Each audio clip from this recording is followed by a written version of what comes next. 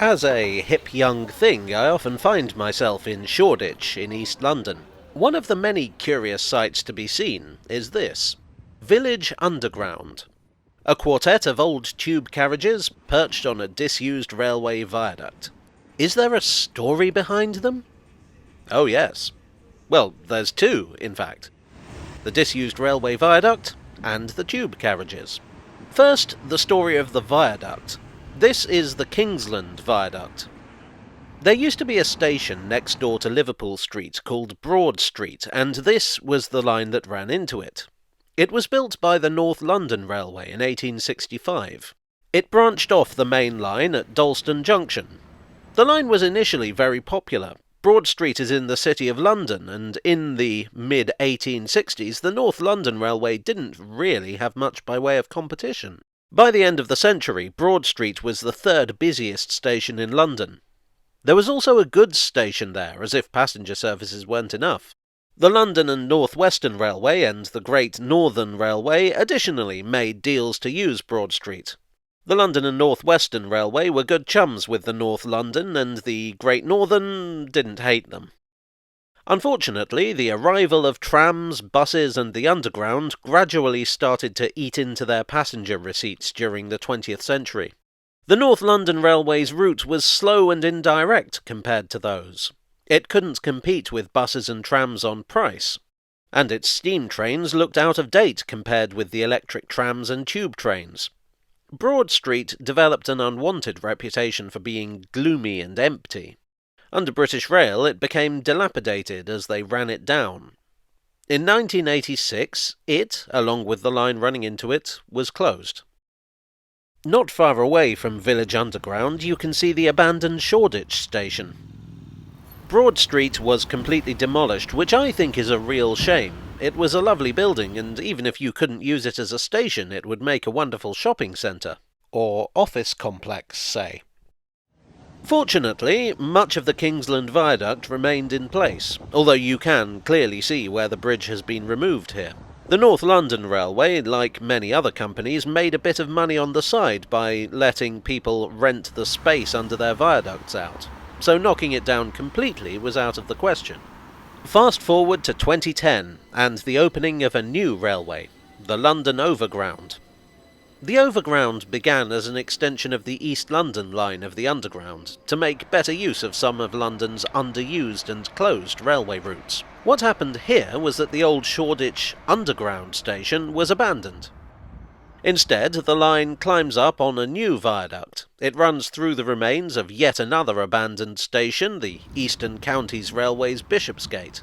Then it connects with the Kingsland Viaduct and once again runs up to Dalston Junction. That left a little stub from Shoreditch to Broad Street still disused. And that's where Village Underground comes in. The company was founded with the intention of providing cheap studio space in fashionable Shoreditch. And in 2007, after much negotiation and renovation, Village Underground was opened. The most eye-catching feature of which has to be, of course, the titular Underground carriages. The carriages are 1983 stock. The 1983 stock was introduced in 1984, which brings a whole new meaning to delayed trains. It was designed for the Jubilee line, which at that time was a newcomer to the network. Essentially, the 1983 stock was a scaled-down version of the 1978 D stock that had been built for the District line. That's a simplified description, don't at me. It had a rather square-looking body as compared to earlier trains. For comparison, here's some of the 1972 stock it replaced. Unfortunately, it was something of a flop. The trains were notoriously unreliable, but that wasn't the biggest issue. The D-stock had been built with single-leaf doors, and this feature was copied on the 1983 stock. These doors were quite narrow, which meant that it took passengers longer to get on and off the train, and in turn caused delays. Really, on tube trains, you want the doors as wide as possible. I recall reading somewhere, and I forget who said it, apologies if it was you, that the ideal tube train design would have no seats at all, and the entire side of the carriage would slide up.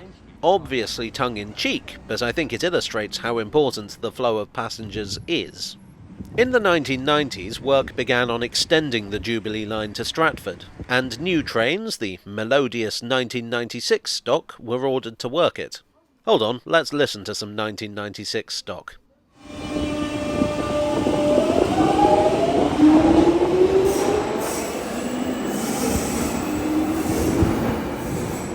There you go.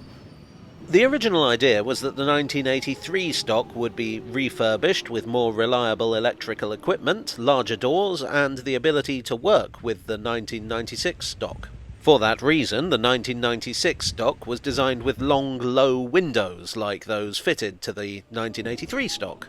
London Underground, however, changed their mind on realising that it would be only slightly more expensive just to replace it all with more 1996 stock. They did play with the idea of transferring it to the Piccadilly line, but with Heathrow Airport on that line, narrow doors were the last thing they needed. No other transport provider was interested, and so in 1998 the last 1983 stock was sent for scrap. One carriage was preserved by the London Transport Museum, and a few were sold off cheap to private buyers, including our friends at Village Underground, who converted them into offices. The 1983 stock was never popular, more endured than adored. But these 4 coaches have now been recontextualised into an eye-catching curiosity, one of East London's beloved oddities.